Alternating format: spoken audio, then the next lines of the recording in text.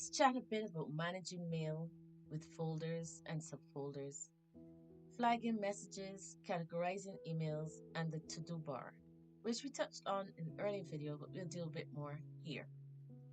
There are two kinds of folders in the navigation pane of MS Outlook. There is the default folder where you see inbox, sent items, deleted items. You can have your junk email and outbox in there.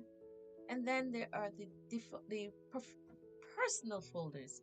Getting tongue tied here this morning. These are folders that you create based on maybe priority or easy access. Whatever the case may be, they're very easy to create. In this case, I'm going to go to my inbox and I'm going to create a test environment folder. By right clicking on the new folder, I go to, on the inbox folder, sorry, I go to new folder. I call this test environment. Once I click off of that, you can see our test environment there. Now I'm going to change the view setting for my folder pane. Remember we said we can go to the layout group and change once you're in the view tab, go over to your layout view. I'm going to go over to folder pane. I'm going to go normal so that it remains visible for us to see. Then I'm going to add a subfolder to that folder.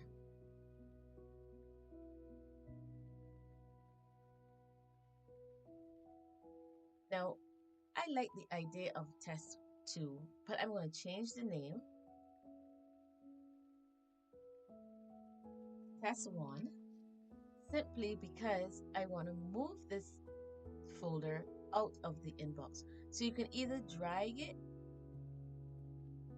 and move it, and it asks you where you want to put it, or I simply could have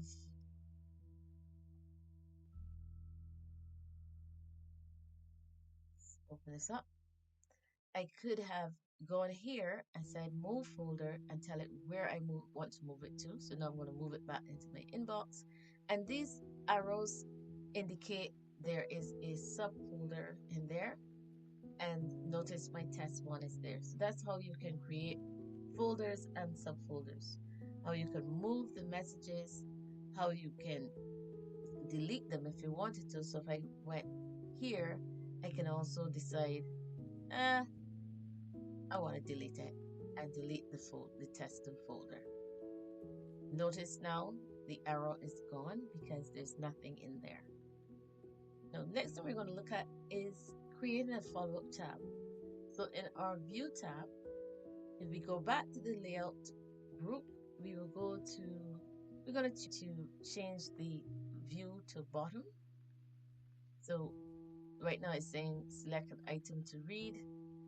There's nothing there. Oh, there it goes. And I'm like, no, I don't really like that, so I'm going to turn it off.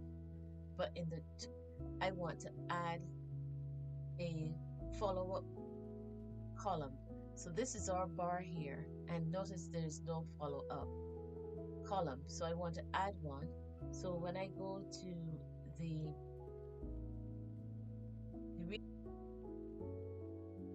right click on the bar here and should say field chooser to add another column. Now you can move this over if you are like me, I read on the right side. So I go to follow up and I hit new, and I can name this flying in. It's a text. I'm just going to leave it as text and say OK.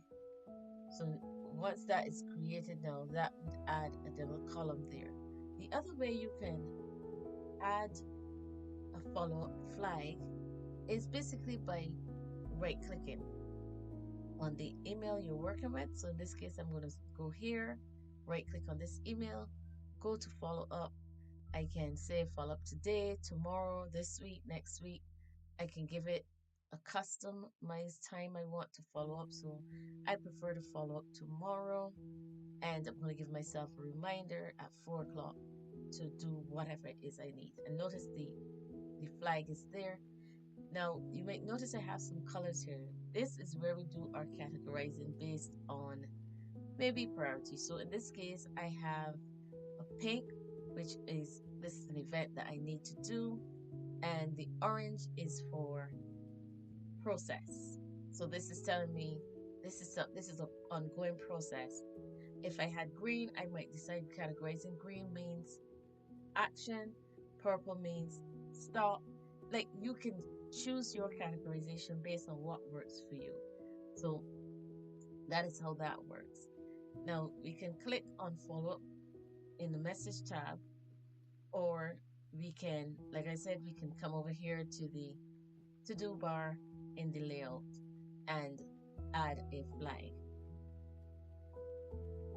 You can also add a, you can also create a custom category. So if I click on this, let's try another message I have here. Let's see. If I click on this message here and I go to category, I say all categories, and then there's nothing there that suits me, so I say new. And I can change the color to something that hasn't been used before, and I can add this one as testing environment gone right. No short key for me this time. If you say okay, it's added, and boom, there is my custom category. Now in the to-do bar, which we touched on a little bit, you'll notice that we have the calendar in here. This displays dates in the current month, which shows up upcoming events and appointments. We have people. This displays contact in your mail marked as favorites. Task showcases the task in order of due date, and off turns off the to do pane. So if I had my to do pane on here, I can click on off and it will remove it, or I can just go to the right X in the top bar and remove it. So again, this folders we talked about in this video, we talked about also flagging messages, categorizing emails, and the to-do bar. Thanks for watching and peace out.